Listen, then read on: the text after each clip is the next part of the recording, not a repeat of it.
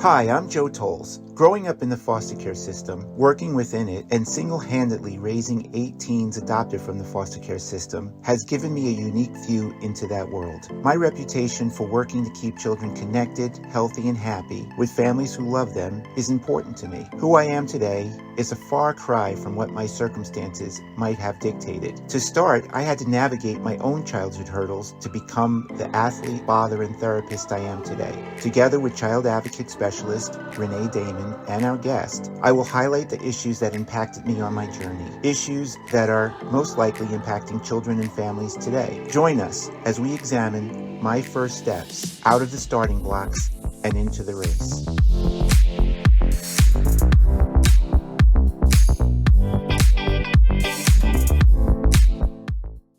Welcome back to Out of the Starting Blocks and Into the Race. How are you doing, Renee? I am doing good. I'm excited. I'm really excited with this path that we're on with our podcast. It's been a great ride thus far. Don't think that I realized how tough it was going to be at some points, like with the recording and the editing. And yeah, but I'm excited about our conversations that we've been having. I'm excited about our guests that we've had. And it's going to be a really great opportunity for us to connect with a lot of people in the foster care system, youth in the foster care system. I think it's a great ride. It's going to be a great journey. How are you doing with all of I this? have no idea.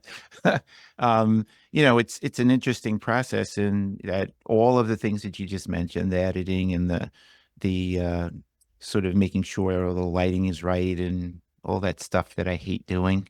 I just really like talking. But the other part is sort of bearing my soul, which I've done before, but this is sort of an extended thing. And of course, I'm going to be talking about more intimate things as we move through this process. And each episode, I'm glad that I didn't sort of package this as like 1 through 10, because each time we have a conversation, it reminds me of something else that maybe needs to be put in there. And so luckily we have the flexibility to do that, but it's also then time consuming and I'm a bit of a perfectionist. So I like presentation and I like making sure that people understand. Um, but it's fun so far. I agree with you. I think our guests are adding a bit to this that sort of rounds out just from what our experience is. It just sort of gives a broader look at this. And I'm looking forward to the opportunity to create those backstage conversations Yeah, where, those backstage yeah, conversations are going to be fun. Yeah. yeah. I mean, I think so. I think if people really want to get involved in the sort of the nitty gritty or to ask more questions about my story or just foster care in general. I guess I hope we'll be starting those in a few weeks where people can sign up and we'll have a Zoom call and we'll just continue the talk. Right. But Right. first we got to get past this episode 2, which was so full of good information that I can't cut any of it. So we're airing part 2 now of that conversation. And where we left off was talking about sort of the more intricate pieces of how it feels to be raised or grow up or work in the foster care system. And then next week we'll just, I think we'll even continue that one more week, and then we'll get back into sort of my personal journey, and some of the things that happened to me, that will hopefully spark more conversation. Right. So let's do it. Let's get into part two. I think we should. Let's just jump right in. Okay, sounds good, Joe. Our guests for this episode are adoptive foster mother and family advocate Danielle Skelly and youth advisor and foster care alum Guillermo Mijero. I think that just kind of pinpoints like a big fact about Fox Youth is that we crave normalcy and we Right. don't get that normalcy, right? So instead we look for it in different ways, right? And most of the time, what's the word I'm looking for? Most of the time we have to settle, right? So instead of a normalcy where it's like going through the front door, I'd rather come through the back door, or rather than sleeping on the subway, and that becomes the normalcy for us, right? And then that goes back to humanity. Because like when you speak that out loud to anybody, like you tell it, that's inhumane. Like we take animals off the street so they don't have to sleep out in the street. And although, but somehow this system allows kids to be treated inhumanely. Hmm. And doesn't allow it, but perpetuates it. It doesn't even that it allows it. It almost creates a condition where that's the norm, right? It's the norm for a lot of kids, right? And it's, the other piece of that is that when people do step forward and they sort of create these spaces for kids, and I'm talking about like our, perfect foster parents, they become part of that isolation process because the folks around them, neighbors, family, sometimes they don't really understand it. It's like they might admire their humanity in doing that, but they think it's absolutely crazy.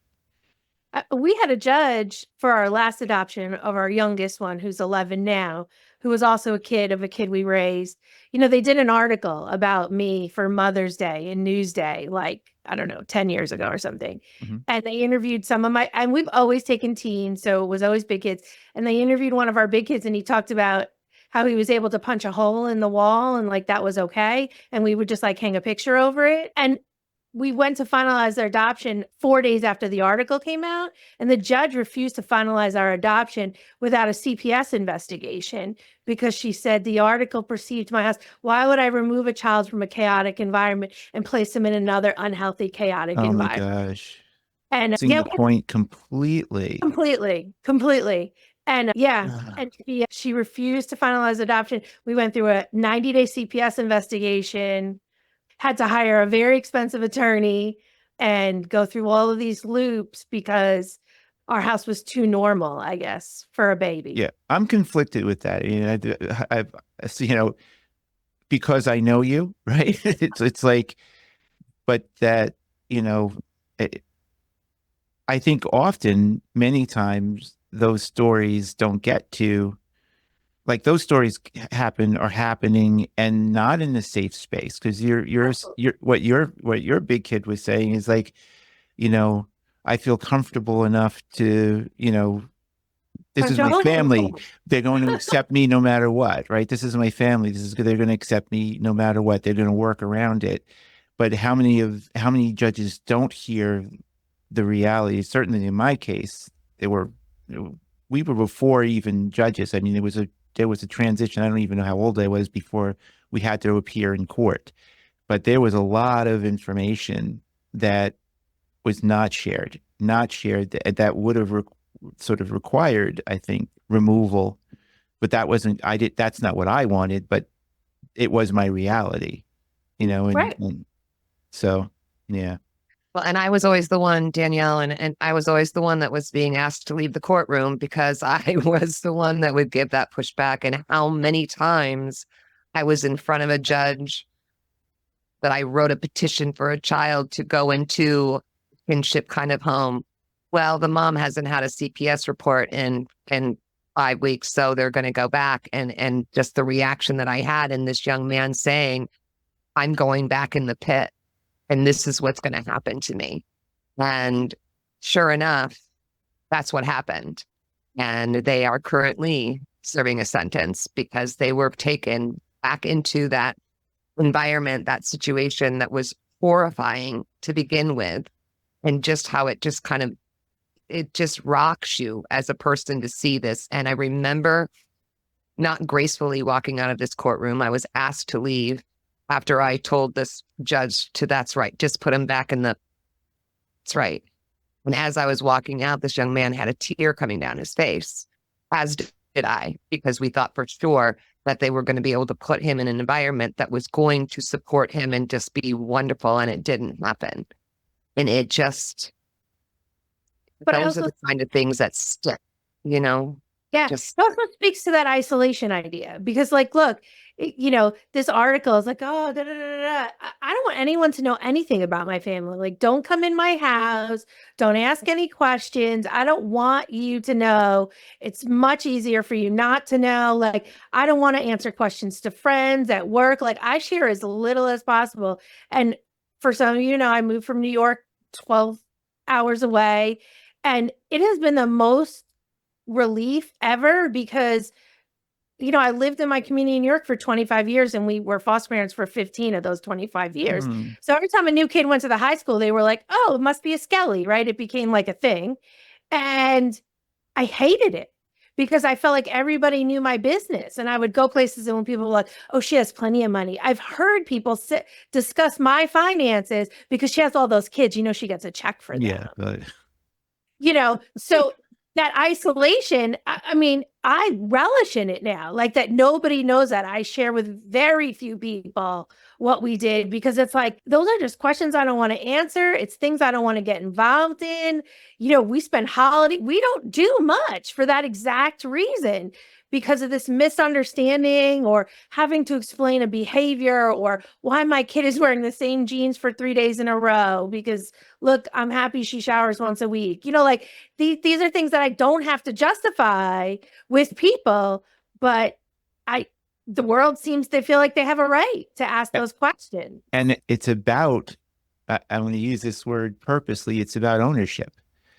Because I can tell you all of the things that you're mentioning from working in schools and being a school counselor and being a therapist. These are things that parents that don't have foster children are going through, right?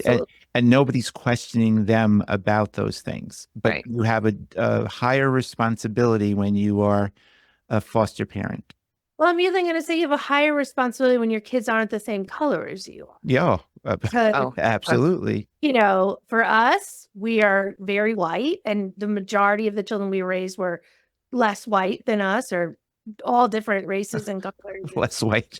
All different things. Well, because we had some youth that presented as white, Right. That in itself warrants these questions and things that I'm like, it's only your freaking business. But Well, somehow it's like what's wrong. It's an added what's wrong with you.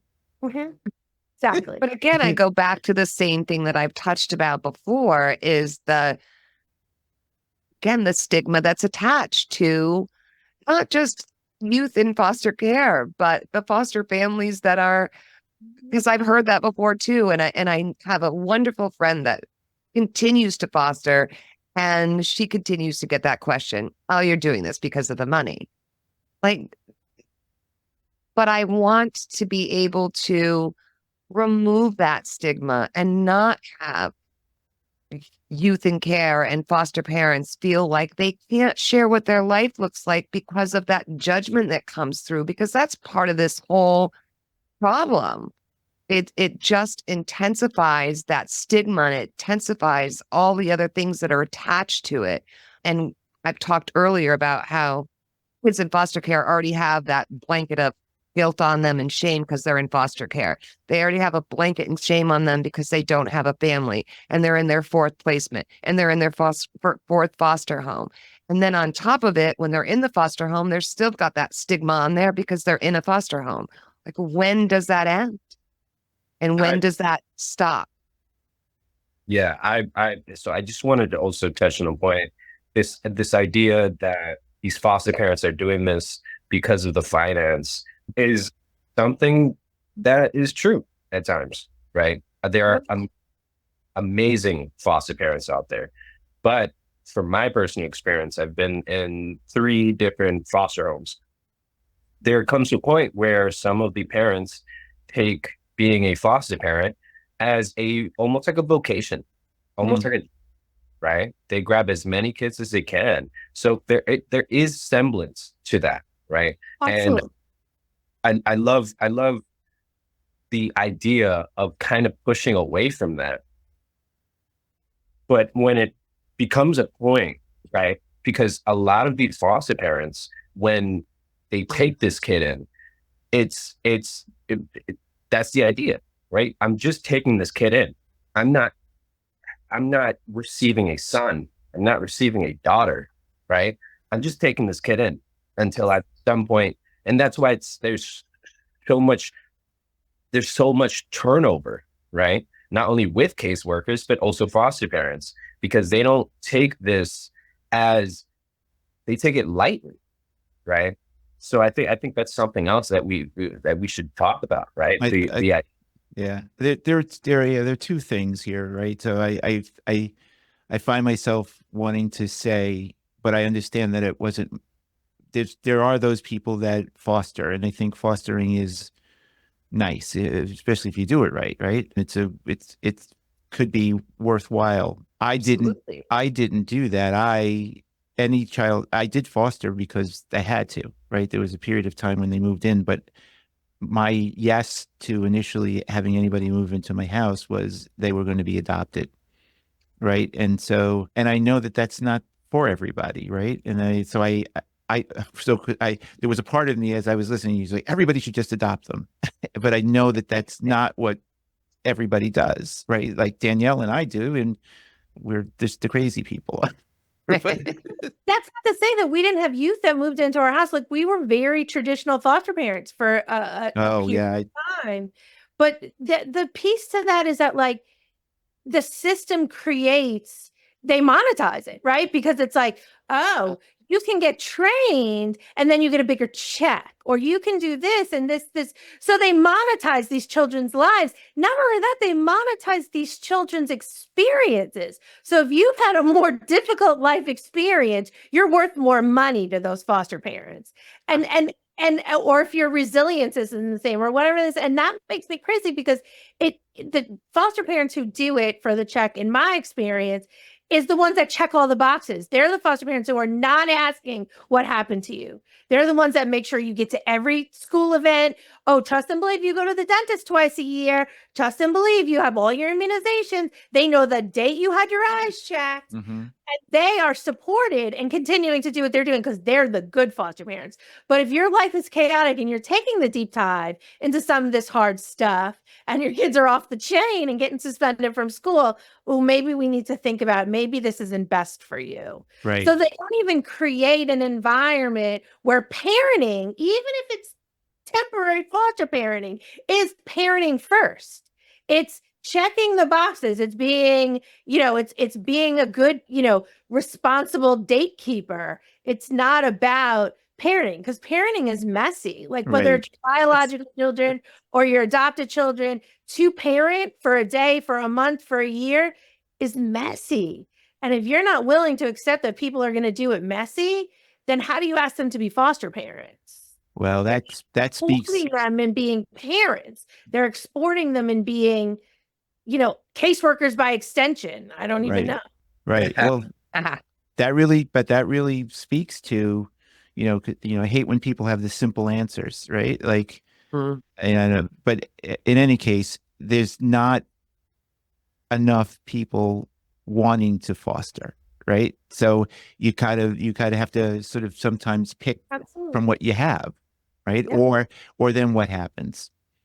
Then you go to group homes, or you go, all of the things that are not sort of family based, and those are a whole other slew of lessons that people learn about survival and their identity when you can't be matched with a family. Right. But again, it goes back to that humanity, right? Like, yes,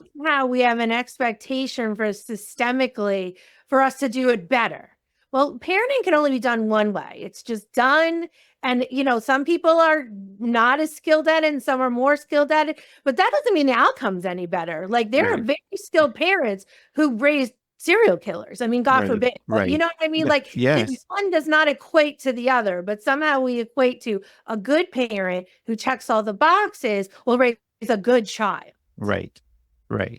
And then we can make a good ad to get more good parents to come in.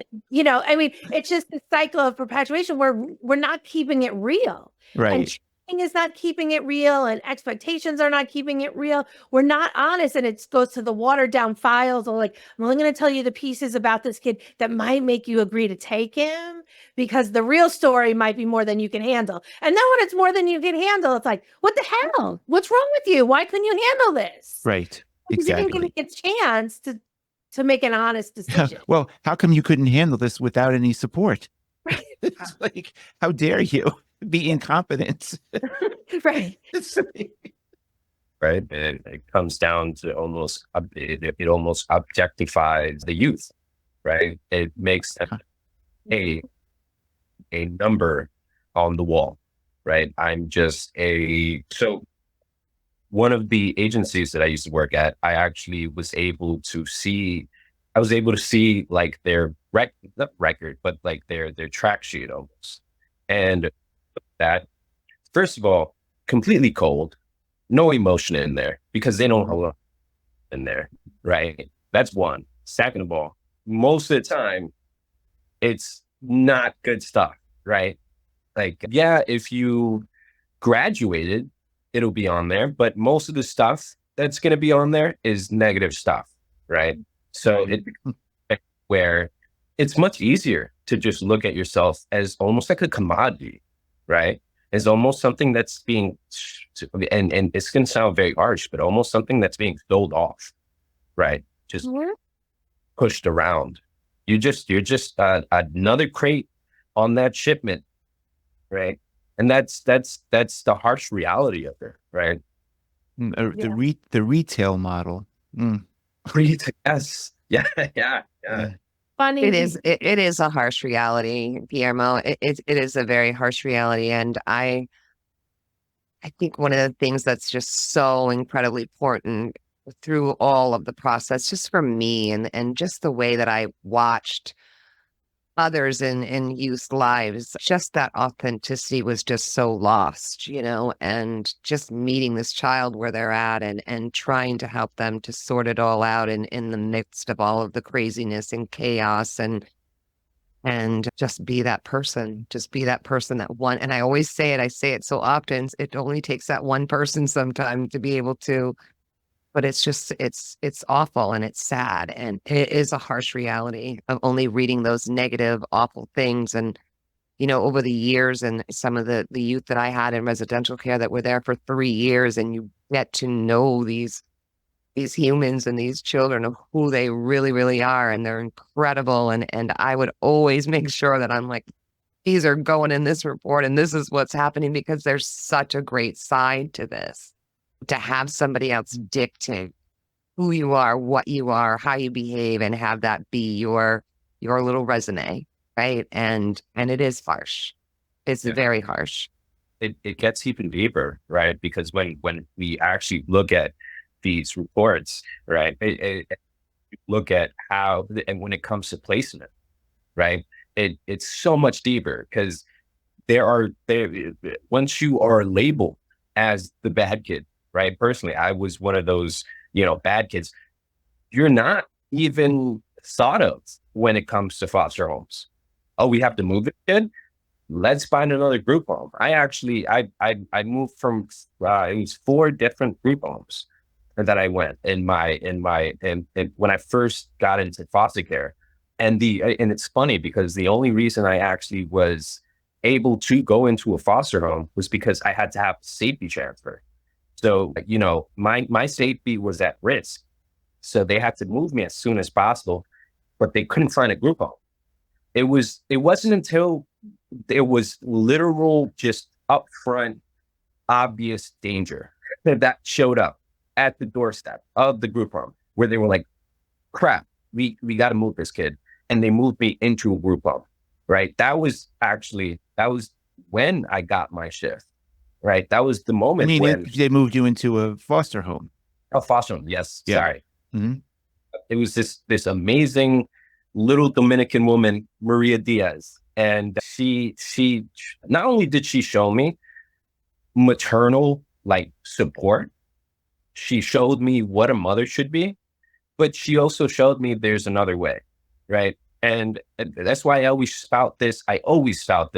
And, I do believe that it just takes that one person. I think somebody touched it had already said that, but yeah, it just takes that one person. Because honestly, to be completely candid, if I wasn't accidentally put into a foster home, I don't think I'd be here today. I don't think I'd be this vibrant young mind. I think I would honestly just be arrested or dead, and that's reality.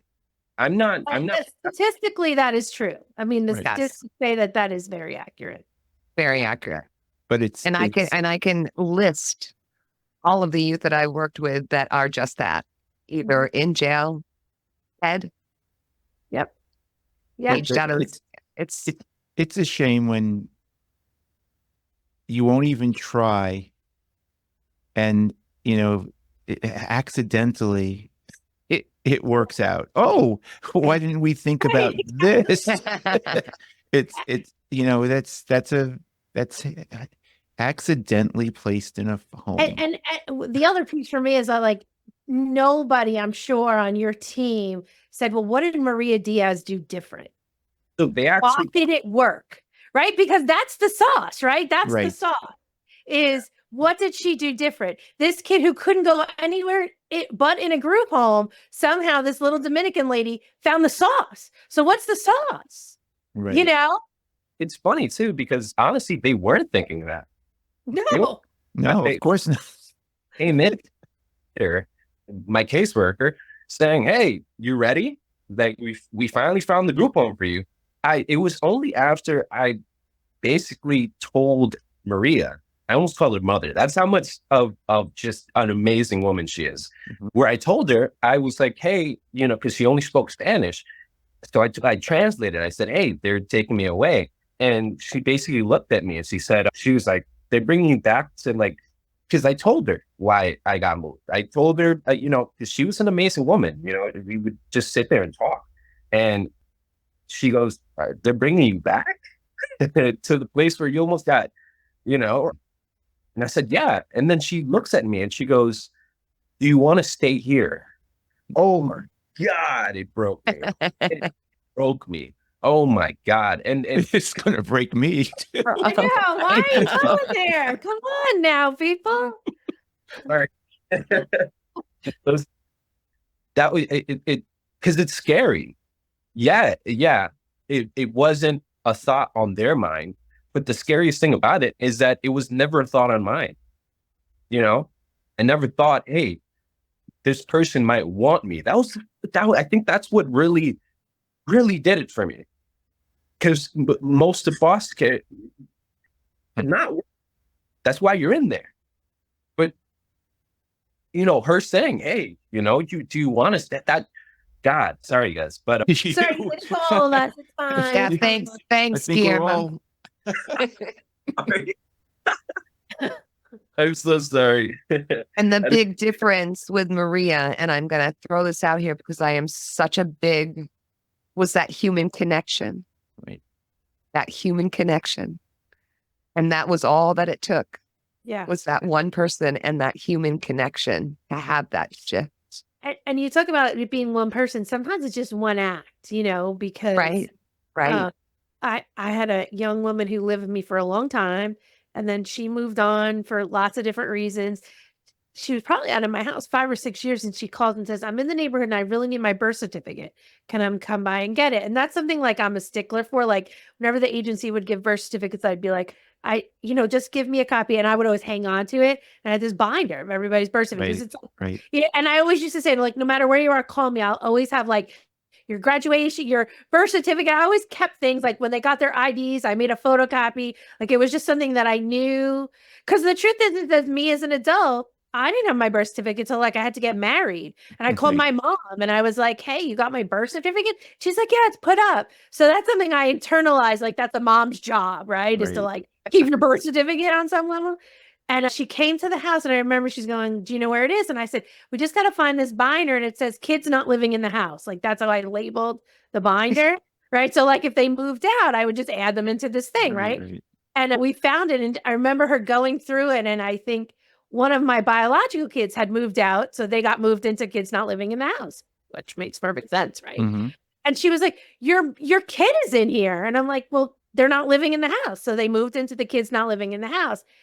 And she was like so shocked by the idea that like her birth certificate and my biological kid's birth certificate were like in the same binder of kids not living in the house. And I was like, well, y'all are just kids not living in the house. Like, Right. I would look, you know. But it goes to the simplicity of when Maria Diaz asked you, do you want to stay? It's like, so like, no, you're just a kid who once lived in the house, who now doesn't live in the house anymore. Like your birth certificate stays there. Like Right. that was not striking to me. Right. But I remember years later having a conversation with her, and she's like, you don't even understand.